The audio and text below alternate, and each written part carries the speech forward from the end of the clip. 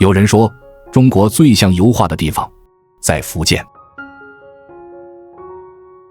可你信不信，就是这样一片土地，常年被人遗忘在中国旅游版图的角落里。当所有人都涌向云南、西藏、新疆的时候，福建像一个低调的隐士，把最惊艳的风景藏进了它的山海之间。这里有比马尔代夫更梦幻的荧光海，海浪一拍，整条海岸线就亮起一片幽蓝，像有人把银河打翻在了海里。这里有被卫星误认成导弹基地的神秘建筑，一座房子能住下一个家族几百口人。这里有让无数摄影师跪在淤泥里也要拍下来的金色滩涂，一叶孤舟划过，就是一幅流动的水墨。今天这支视频，我会带你走遍福建最美的地方。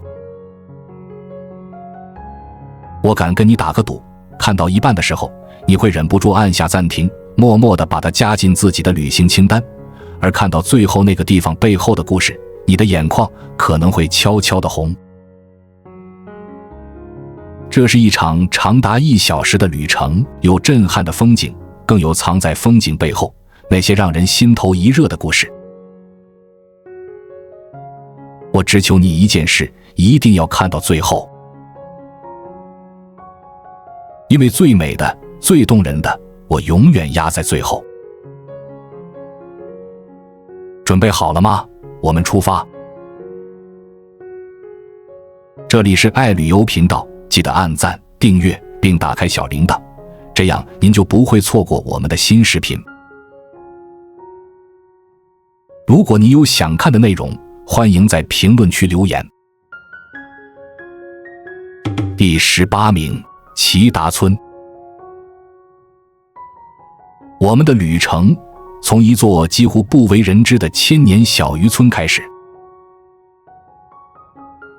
齐达村藏在福建连江的海边，它有1000多年的历史，可它低调的，连很多福建本地人都未必听说过它的名字。但当你真正站在村后的山头上，俯瞰整个海湾的那一刻，你会瞬间明白，为什么近几年越来越多的摄影师和旅行者愿意翻山越岭，只为来看它一眼。蔚蓝色的海湾里，星罗棋布地散落着大大小小的岛屿，海面上是成片成片的鱼排和养殖区，像一块块拼接起来的流动的调色盘。5颜6色的渔船安静地停泊在港湾里。当夕阳西下，整片海湾被染成温暖的金红色，归港的渔船拖着长长的航迹，海面上波光粼粼，那种宁静而富足的画面会让你忍不住屏住呼吸。齐达村的村民世世代代以海为生，这片海养育了他们1000多年。村里的老人说，他们的祖先就是看中了这片避风的海湾，才在这里定居下来。一代又一代，渔船从这里出发，又回到这里。出海的丈夫，归港的儿子，守望的妻子，这座小村庄里藏着中国最朴素也最绵长的生活。它没有惊天动地的传奇，它有的只是日复一日的踏实的烟火气。可有时候，恰恰是这种平淡，最能击中我们这些在城市里奔波久了的人。这只是一个温柔的开场。接下来这个地方会让你第一次感受到福建的野。第17名，石牛山瀑布。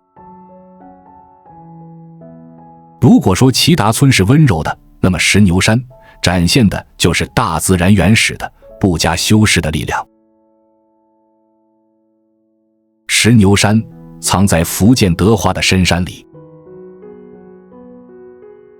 它不像那些声名远扬的景区，游人如织。它安静的近乎孤傲，像一位不愿见客的隐士，只把最原始的力量留给那些真正愿意翻山越岭来寻它的人。当你穿过湿漉漉的山道，脚下是青苔斑驳的石阶，耳边的轰鸣声会越来越大，大到你必须提高嗓门，才能让身边的同伴听清你在说什么。空气里水汽越来越重，扑在脸上，凉丝丝的。然后转过最后一道弯，瀑布就那样毫无预兆地撞进了你的视野。水流从几十米高的断崖上奔涌而下，带着一种不管不顾的气势，重重地砸在嶙峋的黑色岩石上，碎成漫天的白色水雾。那一刻，你会下意识地屏住呼吸。阳光斜斜地射进峡谷，水雾里缓缓浮起一道若隐若现的彩虹。但石牛山真正的秘密藏在你脚下这些黑色的石头里。地质学家告诉我们，石牛山是一座1亿多年前喷发过的古火山。你脚下这些被流水打磨得发亮的黑色岩石，曾经是地底深处炽热的流淌的岩浆。1亿年在我们人类听来是一个无法想象的天文数字，可在大自然面前，它不过是一次悠长的深呼吸。你看，火曾经在这里疯狂地燃烧，毁灭一切，而如今是水在这里日复一日的歌唱，滋养万物。同一片土地，1万年间完成了一场从毁灭到新生的轮回。我们总以为毁灭是终点，可大自然用1亿年告诉我们，毁灭有时候恰恰是另一种新生的开始。水与火的对话才刚刚拉开序幕。接下来这个地方会把这种地质的奇迹推向一个让人脊背发凉的极致。第16名，寨下大峡谷。如果说石牛山展现的是水的力量，那么寨下大峡谷展现的就是时间的雕刻。它位于福建泰宁，被联合国教科文组织的地质专家称为世界地质公园的天然博物馆。听起来像是一句客套的官方评语，不。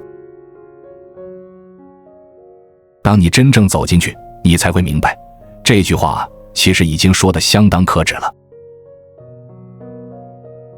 走进峡谷，两侧是高达上百米的丹霞赤壁，像2道巨大的红色屏风，把天空压成了窄窄的一线。你抬起头，头顶只剩下一线天光，赤红色的岩壁仿佛随时会向你倾倒，压下来，那种压迫感会让你不自觉地放轻脚步，压低声音，仿佛怕惊扰了什么。最让人震撼的是岩壁上那一道道清晰的纹理，那不是人工雕刻的，而是上亿年里一层一层沉积下来的地层。每一道纹理就是地球的一页日记，它们像一本被风和水耐心翻开的巨书，每一页都写满了我们读不懂却又无比震撼的远古记忆。而这里最神奇的是被称为水上丹霞的奇观。一湾碧绿的溪水从峡谷的底部蜿蜒流过，红色的山，绿色的水，撞出一种近乎违和却又无比和谐的极致美感。站在这里，你会突然意识到自己有多么渺小。这些岩壁站立的时间是整个人类文明的几万倍。我们穷尽一生去追逐的那些东西，升职、加薪、买房、买车，那些让我们彻夜难眠的焦虑和患得患失，在这片亘古不变的红色面前，轻的像一粒随时会被风吹走的尘埃。很多人走出峡谷的那一刻，会长长地舒一口气，不是因为累，而是因为被治愈了。原来，当你把自己放进1万年的时间尺度里，眼前的那些烦恼真的没那么重要。但福建的山远不止于这份磅礴。下一座山是无数文人墨客魂牵梦萦了整整1000年的地方。第15名，武夷山。提起福建的山，无论如何也绕不开武夷山。它太有名了，名气大到我们几乎已经忘了去认真想一想，它到底美在哪里。请你闭上眼睛，跟我想象这样一个清晨，天还没有完全亮，薄薄的晨雾笼罩着九曲溪。你坐上一只古老的竹筏，撑筏的艄公是个皮肤黝黑的当地老人，他不慌不忙地撑着长长的竹篙，竹筏几乎没有声音地划过碧绿如玉的水面。两岸是36座形态各异的丹霞奇峰，在云雾里若隐若现，像一幅徐徐展开的活着的中国山水画。九曲溪绕着山整整绕了9道弯，而每转过一道弯，都是一处全新的天地。你会看到巍峨如刀削的大王峰，会看到秀美如待嫁少女的玉女峰。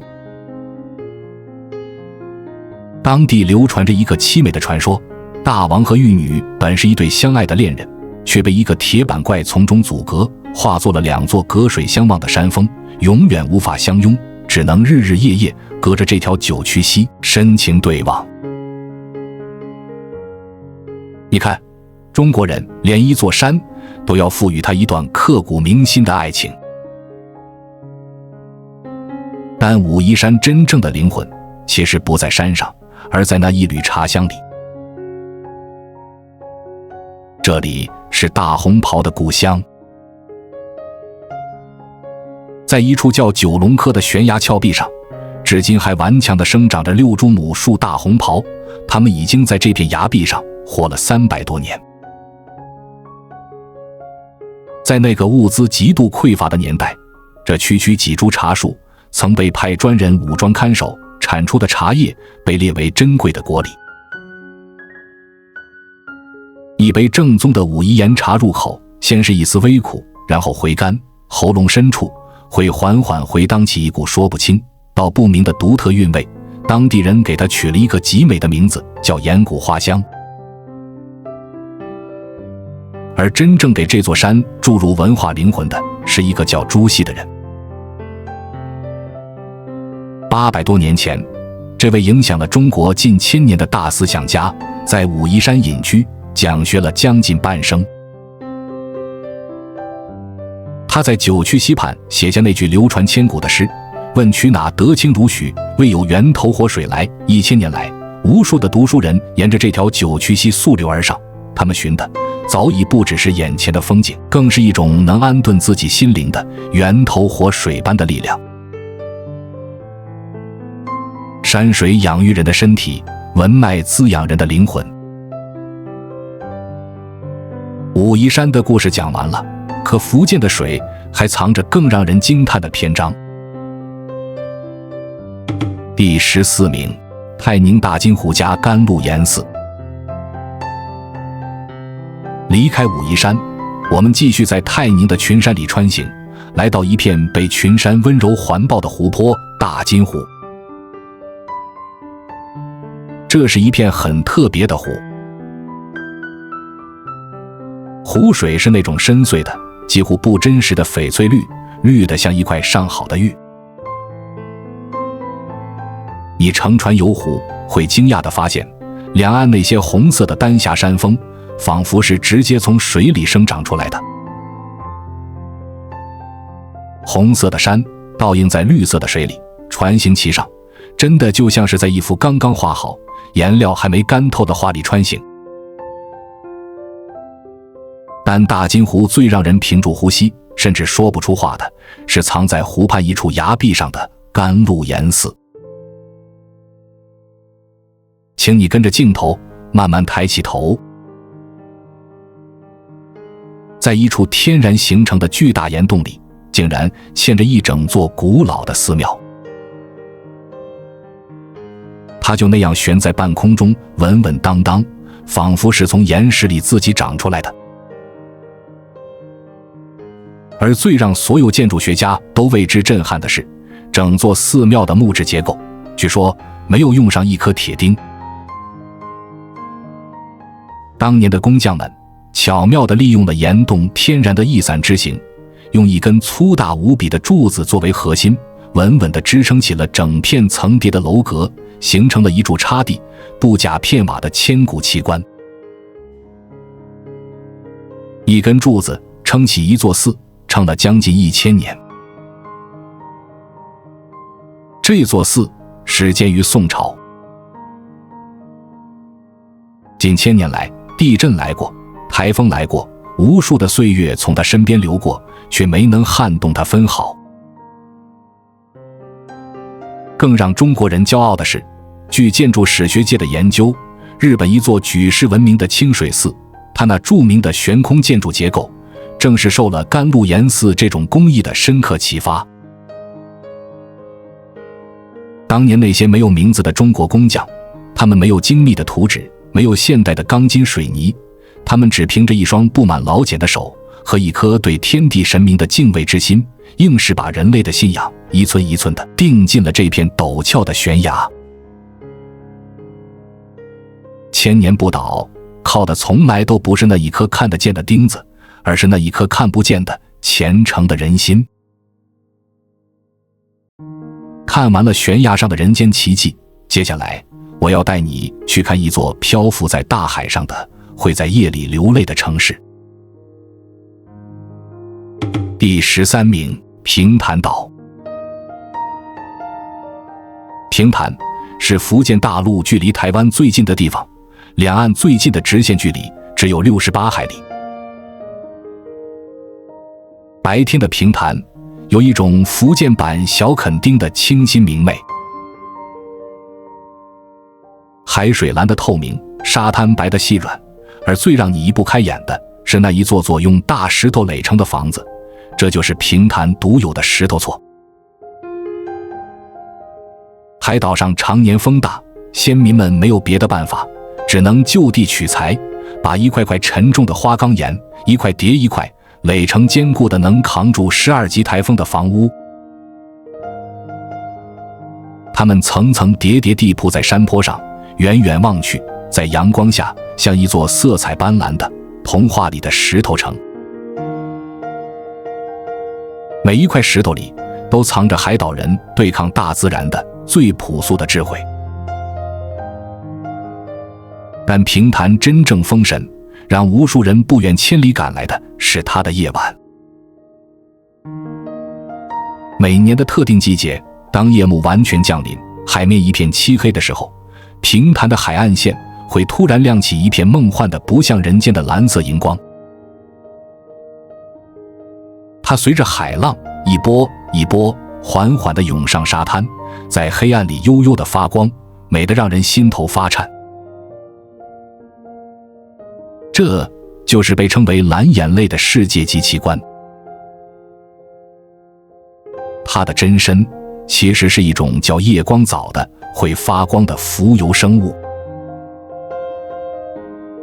当平静的海水被海浪或者人的脚步搅动，它们就会本能地发出这种幽蓝的冷冷的光。无数的游客千里迢迢赶来，在漆黑的夜里只为亲眼见证这片会哭泣的蓝色的海。当你赤脚踩进海水，每一个脚印都会瞬间亮起蓝光，那一刻，你会觉得自己仿佛踩碎了一整片星空。可你知道吗？就是这片如今美得如梦似幻的海域，在很久以前并不平静。因为它特殊的地理位置，它曾经是海防的最前线，无数次默默地见证过风浪、紧张与守望。今天这份属于游客的宁静与浪漫，其实是过去几代人用日复一日的坚守才一点一点换来的。蓝眼泪是大自然写给福建的一首浪漫情诗，而下一站藏着的是大海的另一种更沉重的性格。第12名，东山岛。东山岛是很多人心中福建版的小马尔代夫。这里的海有一种慵懒的，能把人心都泡软的治愈气质。岛上最出名的是那块著名的风洞石，一块重达数百吨的巨大石头，稳稳地立在临海的悬崖边上。它看起来摇摇欲坠，海风一吹，仿佛就要滚落下山，可它却偏偏屹立了千百年，任凭台风一次次呼啸而过，它纹丝不动。当地人说，这块石头是东山岛人脾气的写照，看着随和，实则谁也撼不动他骨子里的那份倔强。南门湾的海湾里，五颜六色的渔船静静地停泊着，海岸边是一排排被刷成各种颜色的房子。傍晚时分，你只需要找一块礁石坐下，看着夕阳一点点沉入海平面，看着整片海面被染成一片温柔的橘红，你会发现自己竟然忘记了时间的存在。但东山岛真正的厚重，藏在一段沉甸甸的让无数人落泪的历史里。这里曾经有一座真实存在过的寡妇村。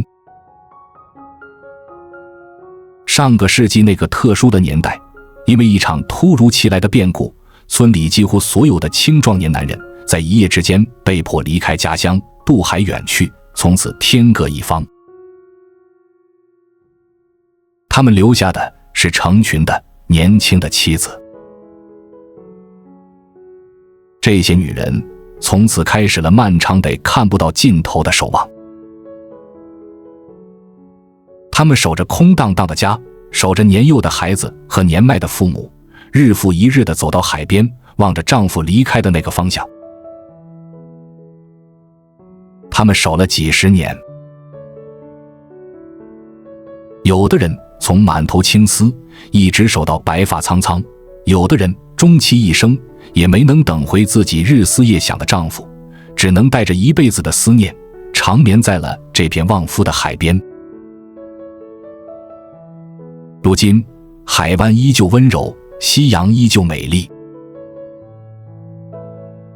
可当你知道了这片海曾经吞没过多少撕心裂肺的思念和望穿秋水的等待，你再看这片海的眼神一定会不一样。美丽的背后，常常是沉默的、漫长的坚守。而下一个地方，大自然会把这种沉默的力量凝固成永恒。第11名，南定岛。在东山岛附近的海面上，藏着一座几乎从不被人打扰的火山小岛——南定岛。它是一座无人岛，远远望去，黑黢黢的，平平无奇。可当你的船慢慢靠近，你才会被眼前的景象彻底震撼。整座岛屿竟然是由几十万根巨大的玄武岩石柱组成的。这些石柱排列得整整齐齐，密密麻麻，像是被一位耐心到极致的神明用一把巨大的刀一根一根精确切割，然后又仔细码放上去的。他们从幽蓝的海水里拔地而起，直插云霄，黑压压地铺满整座岛屿。它被地质学家称为中国仅有、世界罕见的海上柱状玄武岩奇观，这里的石柱数量堪称世界之最。它的形成同样源于一次远古的惊天动地的火山喷发，炽热的岩浆喷涌而出，在冷却收缩的过程中，鬼斧神工般的凝结成了这片黑色的沉默的石柱森林。千万年来，海浪日夜不停地拍打着它，海鸟在它身上栖息繁衍，而人类的脚步却很少能真正踏足。正是因为这份与世隔绝的孤独，它才完整地保留了地球最原始、最野性的模样。站在船上远远地望过去，那种纯粹的、未经任何雕琢的力量感，会让你忘记呼吸，会让你觉得人类在大自然面前渺小的几乎不值一提。有些美，正因为它难以抵达、拒绝打扰，才显得格外珍贵。它不为任何人绽放，它只是静静地做了千万年的自己。这或许才是大自然最骄傲的姿态。看够了大海的雄浑与孤傲，我们该回到陆地了，去寻找那些藏在时光最深处的村落。第10名，鱼山岛。在告别大海之前，还有一座海岛，我必须带你去看。它曾被权威的中国国家地理杂志郑重地评选为中国最美10大海岛之一——鱼山岛。它最迷人，也最让人感到不可思议的是岛上那片被称为大小天湖的奇景。你能想象吗？在一座四面环海的海岛山顶上，竟然藏着2个清澈见底的高山淡水湖泊。湖的四周是大片大片碧绿的起伏的草甸。春天，草甸上野花遍地，姹紫嫣红；到了秋天，草甸又变成一片金黄，芦苇在海风中轻轻摇曳。于是，在这座小小的海岛上，你能同时看到这世间最不可能同时出现的4种景观：一边是浩瀚无垠、深邃湛蓝的大海，另一边转过身却是宁静如镜的湖泊和一望无际的高山草原。这种山、湖、草、海4景合一的绝世奇观，在整个中国的海岛里都是独一无二、绝无仅有的。清晨是鱼山岛最美的时刻，薄薄的晨雾温柔地笼罩着青翠的草甸，三三两两的牛羊在湖边悠闲地低头吃草，远处的渔村里炊烟正缓缓地笔直地升起。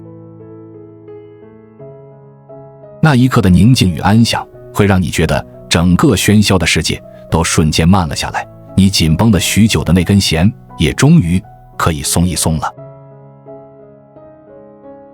很长的一段时间里，鱼山岛因为交通极其不便，几乎被外面的世界彻底遗忘。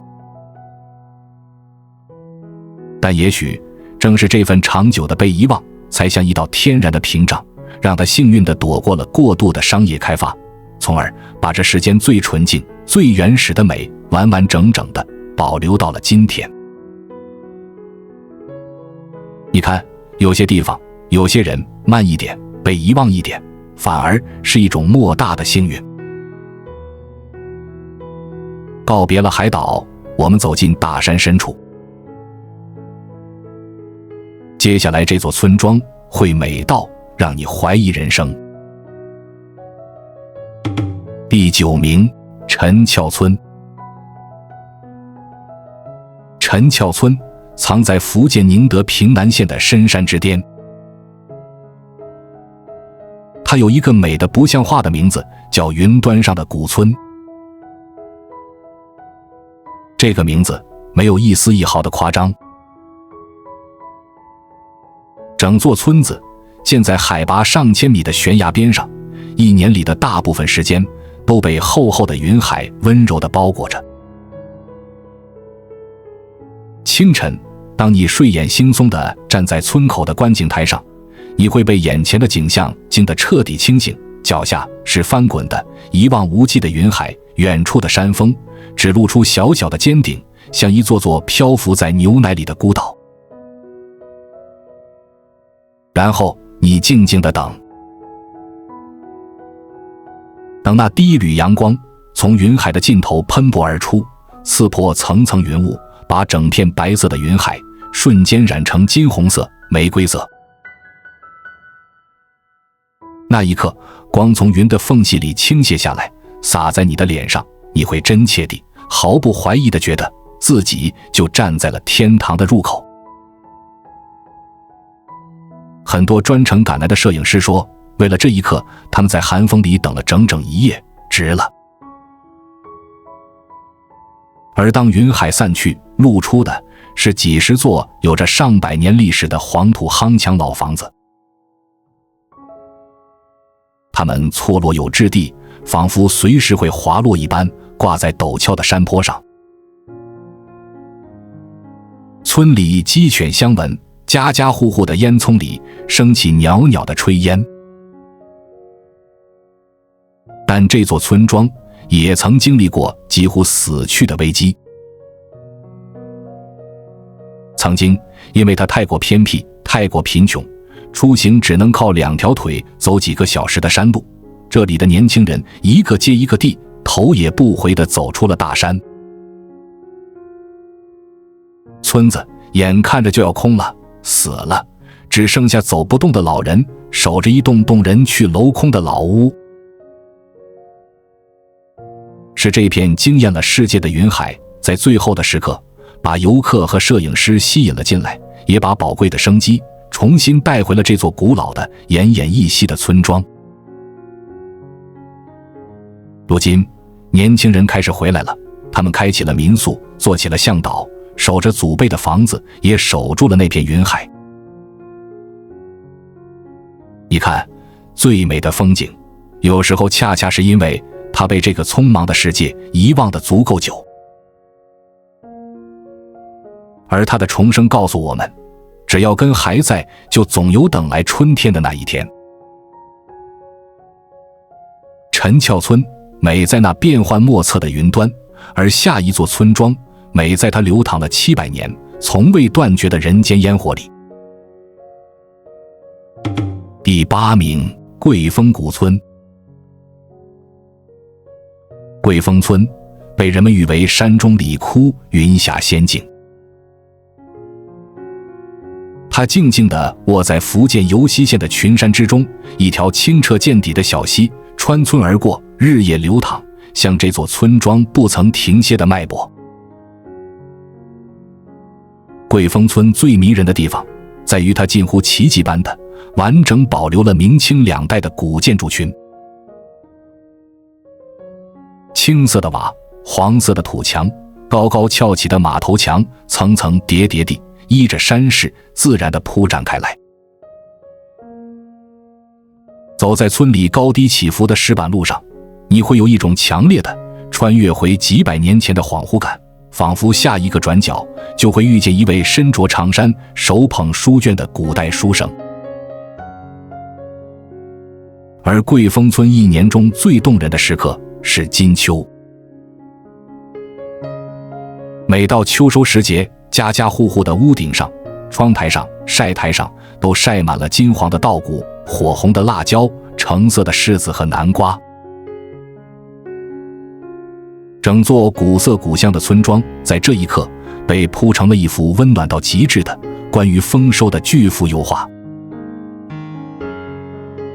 这就是被无数摄影师追逐的著名的晒秋。那是一种最朴素却也最动人的富足。但比风景更动人的是这座村庄背后一个家族700年的坚守。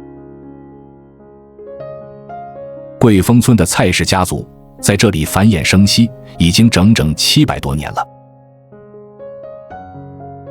一个家族守着一座村，守了7个世纪。从宋朝末年，他们的先祖为躲避战乱迁徙至此，到今天，这里的蔡姓子孙依然守着祖先留下的祠堂和家训。村里那座古老而庄严的蔡氏宗祠，门楣之上高高悬挂着的一块块牌匾，无声地记录着这个家族曾经出过的进士、举人、耕读传家。这沉甸甸的4个字被刻在了村里几乎每一栋老房子的梁柱上。他的意思是，一边耕田养活身体，一边读书滋养灵魂。这4个字刻进了蔡氏家族每一代人的血脉里，也刻进了我们整个民族的文化基因里。你看，中国人的根就藏在这样一座座不起眼的却又生生不息的村落里。他沉默地固执地告诉每一个回家的游子，你究竟从哪里来？而下一座古城，他所守护的不再只是一个家族的根，而是一整个族群，一段差点被历史长河遗忘的关于客人的千年史诗。第7名，长汀古城。长汀曾被一位叫陆毅、艾黎的国际友人深情地称赞为中国最美的2个山城之一。这是一座被时光格外温柔以待的客家古城。一条汀江穿城而过，沿着江岸而建的古老吊脚楼密密麻麻，倒映在清澈的江水里。古老的城墙、城门楼历经千年风雨，依然巍然矗立。每当夜晚降临，华灯初上，整座古城和它的倒影一起在江面上流光溢彩，美得让人几乎不敢相信自己的眼睛。但长汀真正动人心魄的是客家这2个字背后那段血泪交织的千年迁徙史。客家这2个字的本意就是做客的人家，可这背后是一部何其沉重的逃难史。1000多年前，从西晋末年开始，因为连绵不断的战乱、灾荒，大批生活在中原腹地的汉人被迫离开他们世代居住的家园，扶老携幼，一路向南逃亡。他们走了多久？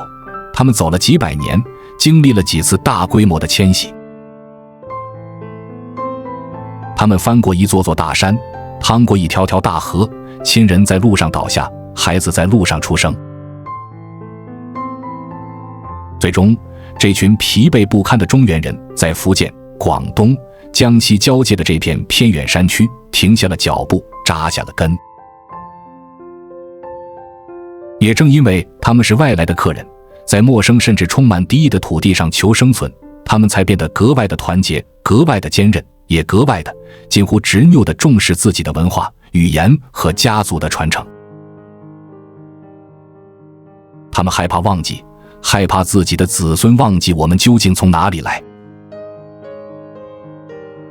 所以他们把中原的古汉语顽强地保留在客家话里，把对故土的思念刻进了每一座祠堂。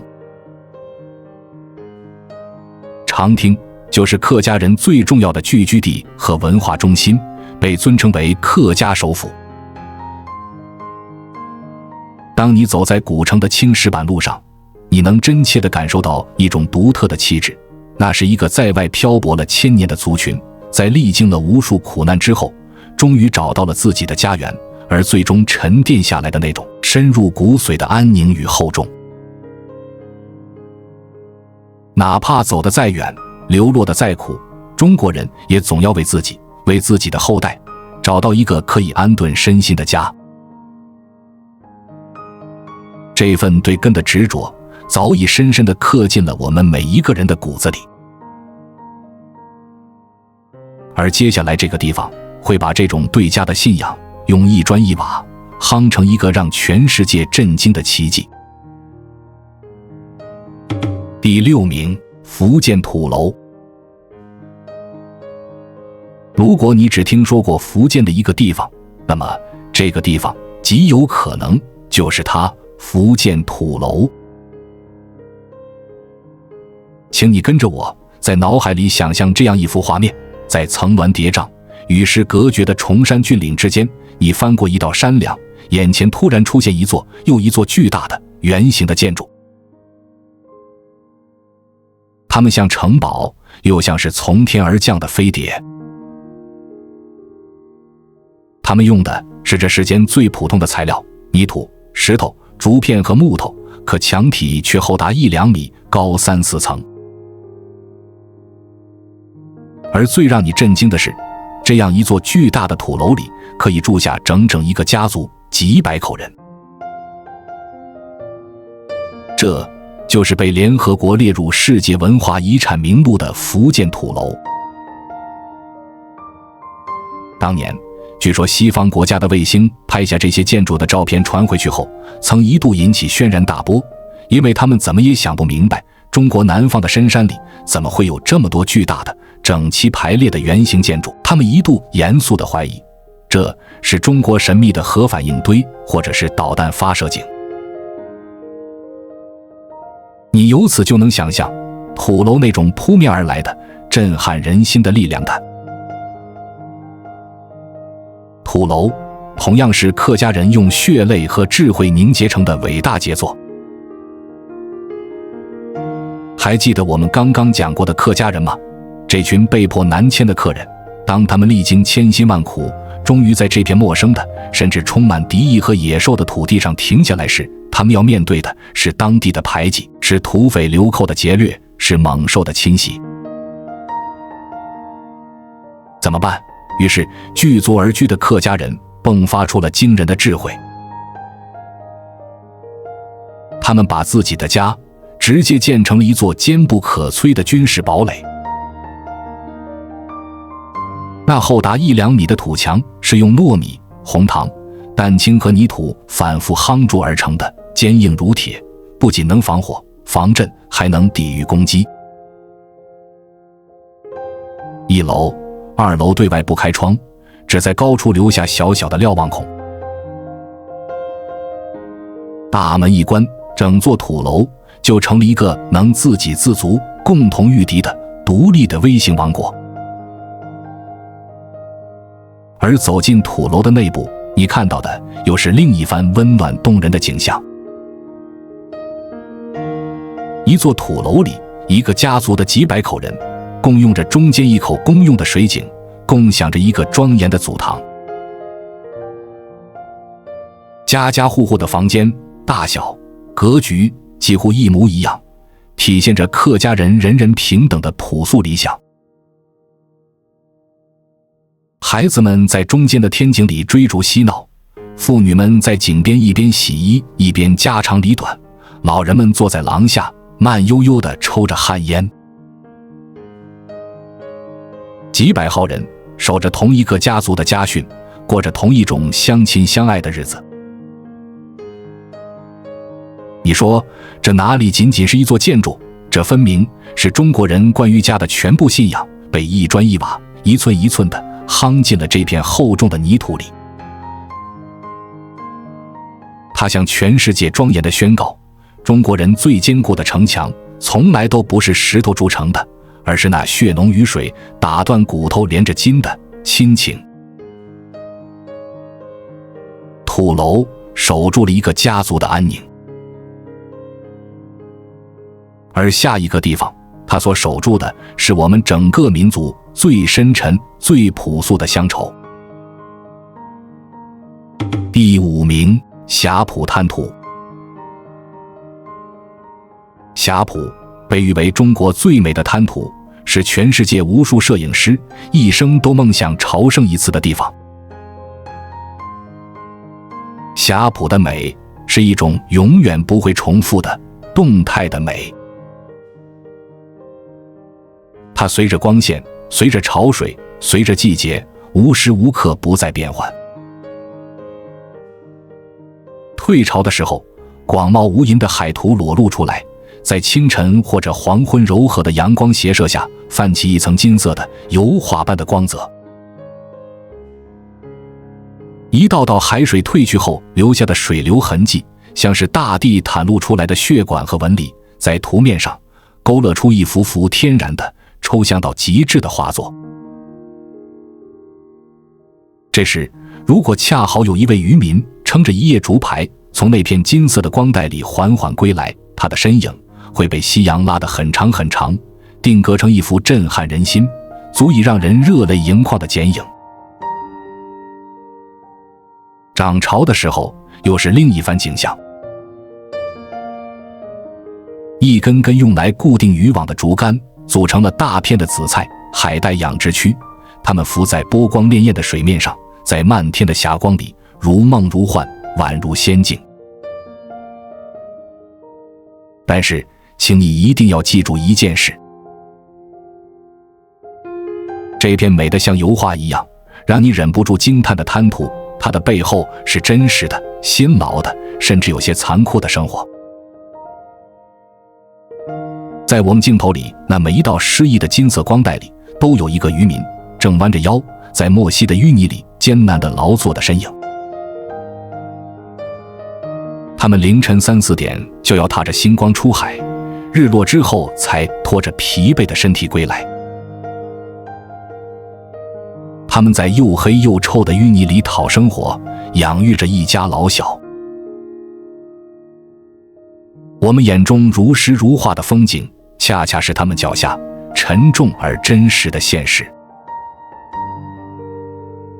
所以，当你下一次再看到那些霞浦美得令人窒息的照片时，请你千万不要忘记，那金色光芒的背后，是一群把最艰辛的劳动过成了最美的艺术的、最普通也最伟大的中国人。最美的画面，从来都诞生于最朴素的劳动。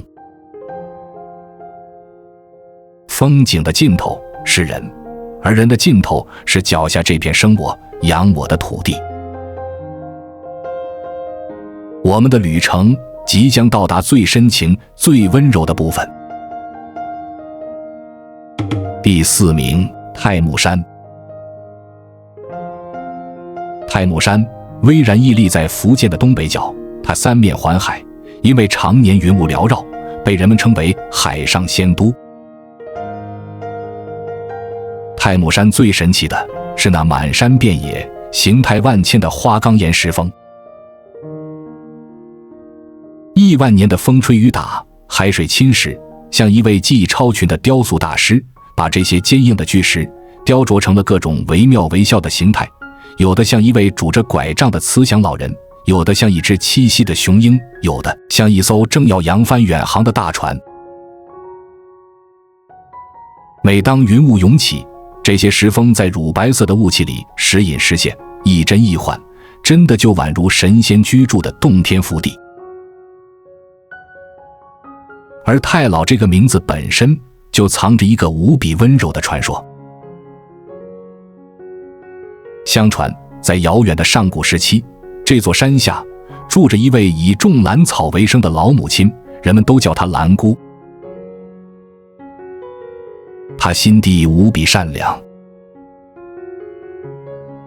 有一年，山下突然瘟疫横行，孩子们一个接一个的染上了一种可怕的麻疹，高烧不退，大批大批的夭折，做父母的哭干了眼泪，却束手无策。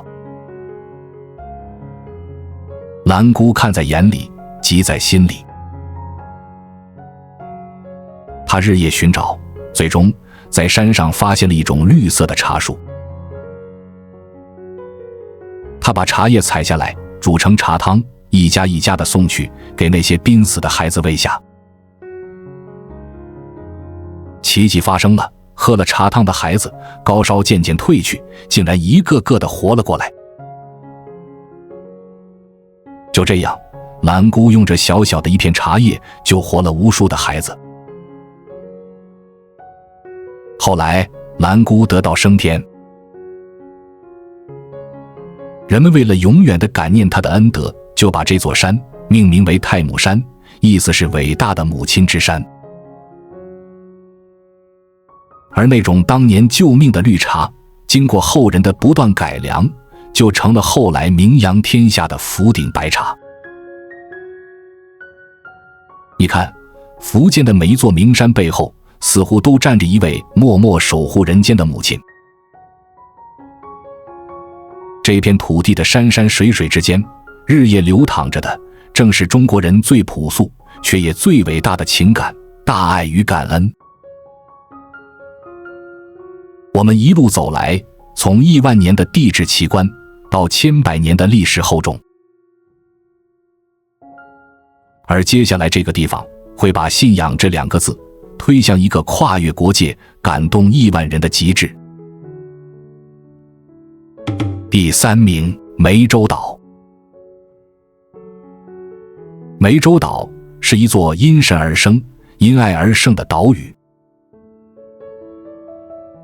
这里的海滩美得纯粹而大气，被人们称为黄金沙滩。细腻金黄的沙子绵延数公里，海水清澈而湛蓝，在阳光下波光粼粼。它有福建海岸线少见的开阔与明媚，你随手一拍，就是一张可以做手机壁纸的大片。但是全世界的华人跨越千山万水来到湄洲岛，大多并不只是为了看这片海，他们是来朝拜的，来还愿的，来寻找心灵慰藉的。因为这里是海上和平女神妈祖的故乡，是全世界几亿妈祖信众心中最神圣的娘家。让我们把时间拨回到1000多年前的宋朝。这座小岛上有一个叫林默的渔家女子，她从小就聪慧善良，而且天生熟悉水性，通晓天文气象。在那个靠海吃海，却又随时可能被大海吞噬的年代，他常常在狂风暴雨之中挺身而出，驾着小船去救助那些在风浪里遇险的渔民和过往的船只。他救了一个又一个的人，把无数个家庭从破碎的边缘拉了回来。然而，在一次出海救援中，这个善良的姑娘不幸遇难，永远地离开了这片她深爱的大海。那一年，她才仅仅28岁。人们悲痛欲绝，他们无法相信，这样一个好人就这样走了。于是，人们开始世代传颂她的恩德，把她尊奉为守护大海、护佑平安的女神，亲切地、敬畏地称她为妈祖，就像称呼自己的母亲。从此，无论是渔民出海打鱼，还是商船扬帆远航，出发前都要先来拜一拜妈祖，祈求她保佑自己能够平平安安地回家。1000多年过去了，如今全世界有超过3亿的妈祖信众，有上万座妈祖庙，遍布在几10个国家和地区。凡是有华人、有大海的地方，几乎就有妈祖。你想想，这是一件多么不可思议的事情！一个1000年前真实存在过的善良的普通渔家女子，仅仅因为她那份救人于危难的大爱，最终跨越了1000年的时光，跨越了重重的国界，成为了亿万华人心中共同的精神图腾和情感寄托。哪里有华人，哪里有大海，哪里就有妈祖。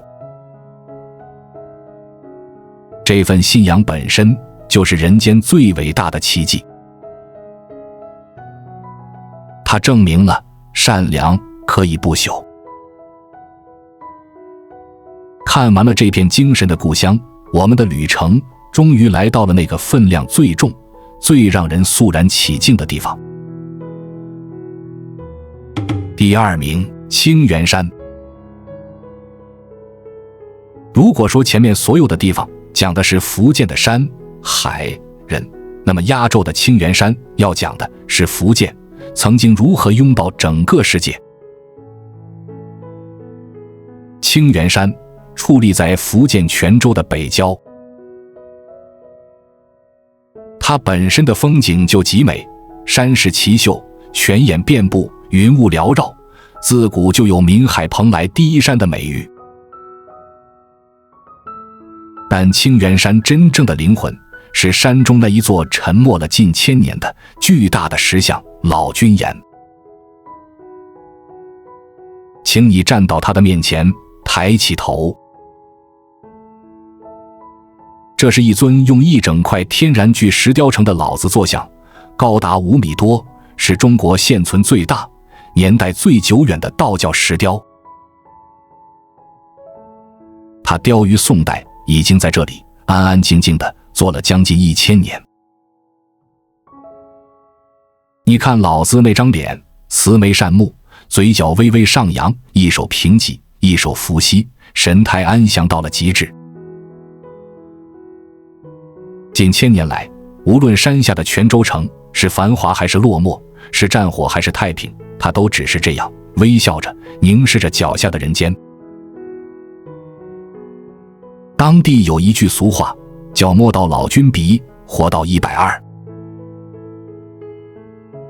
一代又一代的泉州人在他的注视下出生、长大、老去。他就像一位看尽了人间所有悲欢的慈祥的老祖父。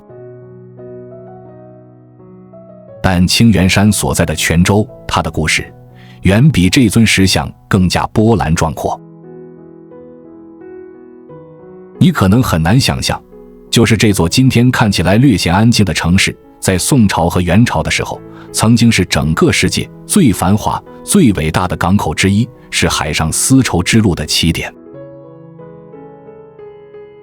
那个时候，泉州的港口里停满了来自阿拉伯、波斯、印度、欧洲的商船，码头上堆满了即将运往全世界的丝绸、瓷器和茶叶。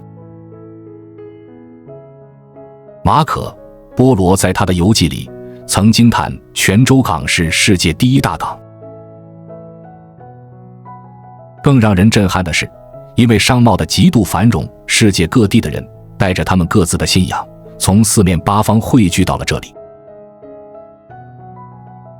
于是在泉州这一座城里，佛教、道教、伊斯兰教、印度教、基督教、摩尼教，几乎当时世界上所有的主要宗教都和平地共存着。一条街上，可能这头是佛寺，那头是清真寺，转个弯又是一座道观。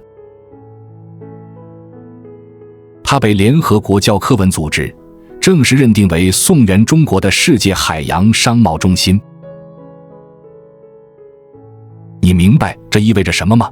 在那个遥远的年代，当世界上很多地方还在因为信仰的不同而互相杀戮的时候，泉州这座中国东南角的港口城市就已经用它博大的胸怀接纳了来自全世界的不同的神、不同的人、不同的文化。这就是福建乃至中国曾经向世界展现过的最自信、最开放、最包容的姿态。老君岩上那个微笑了1000年的老子，他看着脚下这座曾经拥抱过整个世界的城市，他的微笑里藏着的是一个古老民族曾经走向海洋、走向世界的最辉煌的记忆。走到这里，我们关于福建的故事几乎说完了。可福建最深的那个秘密，我要在最后告诉你。第1名，福建的归途。我们一起走了这么久，看了这么多的风景，听了这么多的故事，不知道你有没有慢慢的发现一件事：福建最美的地方，其实从来都不只是那些风景。是石牛山亿万年水与火的交融与轮回，是甘露岩寺悬于绝壁千年不倒的信仰，是平潭海岸边如银河坠落般梦幻的蓝眼泪，是东山岛上那一群守望了整整一生的妻子，是陈桥村从奄奄一息到重新升起的袅袅炊烟，是长汀古城里那一个漂泊了千年终于找到了家的客家民族，是土楼里几百口人血浓于水的相守，是霞浦滩涂上那一群把最艰辛的劳动过成了最美艺术的渔民，是湄洲岛上那一个用生命去守护大海的善良女子，更是清源山上那一座微笑了千年看尽了一座城拥抱世界的老子石像。那么究竟是什么造就了这一切？是这片土地的难。福建自古就有巴山一水一分田的说法，它面朝着浩瀚的大海，身后却又被连绵的群山死死地阻隔，能用来耕种的平原少得可怜。正是这种地理上的生存上的难，像一只无形的大手，逼着推着一代又一代的福建人，只有两条路可以走，要么向那片凶险莫测的大海去讨一口饭吃，扬起风帆远渡重洋，把命都押上去闯荡那个未知的世界，要么就向那片贫瘠的大山去求一线生机，聚族而居，把家筑成堡垒，坚韧的一代一代守望下去。所以福建人的骨子里就刻进了两样看似矛盾实则统一的东西。第一样叫爱拼才会赢，这是融进福建人血液里的那股闯劲和拼劲。还记得宋元时期那个拥抱了全世界的泉州港吗？那种向海而生敢闯敢拼的基因，从1000年前就刻在了福建人的血液里，他们的足迹遍布全世界的每一个角落。无数的福建华侨当年就是揣着几块银元，从这片海岸出发，在异国他乡的工地、矿场、码头上流尽了血汗。可一旦他们闯出了名堂，赚到了财富，他们做的第一件事往往就是把毕生的积蓄源源不断地带回那个魂牵梦绕的故乡，在家乡建起一座座崭新的学校、医院和那一栋栋光宗耀祖的侨乡老宅。而第二样就叫做根。无论他们闯得多远，飞得多高，在异乡漂泊了多少年，他们的那颗心始终牢牢地系在故乡的那一座土楼上，那一座祠堂里，那一座妈祖庙前。闯出去是为了能活下去，可拼了命也要回得来，是因为这辈子都忘不了。这就是福建。可是你再仔细想一想，这又何尝仅仅是福建呢？这又何尝不是我们每一个中国人的真实写照啊？我们这一生不也正是这样吗？一边在外面的世界里拼了命的奔波闯荡，忍受着所有的委屈和孤独，一边又在每一个辗转难眠的午夜梦回时分，一遍又一遍的深深地痛痛的思念着那个叫做家的地方，思念着家里那两个正在慢慢变老的人。我们拼尽全力地走了那么远，最初的目的不过是为了有一天能够更体面、更安心地回家。山河无言，大海无言，可他们却默默地记得每一个从这里走过的人，记得每一段悲欢离合的故事。这就是福建最美的地方。它的美一半在天地造化的山海之间，而另一半在我们生生不息的人心里。如果这支视频在某一个瞬间让你想起了自己那个回不去的故乡，或者让你也萌生了一个念头，这辈子一定要去福建亲眼看一看。那么，请你一定帮我做3件小事。第一，请你点亮那个赞。说实话，为了这一个地方，为了这背后的每一个故事，我和我的团队真的查阅了海量的资料，反复的核对、修改。你指尖的这一个赞，是我们能够坚持下去，继续为你讲好下一段山河故事最大的动力。第二，请你在评论区里认认真真的打出你家乡的名字。我真的很想知道，此刻正在屏幕前的你，究竟来自哪一片美丽的土地？我会一条一条认真的去看。说不定，我们下一支视频要去的地方，就是你的家乡。最后，也是我最想请你做的，请把这支视频转发给那一个你最想和他一起去旅行的人。山河很大，而人生真的很短。有些风景，有些路，一定要和那个对的人一起看。关注我，我是爱旅游，带你探索地球的每一个角落。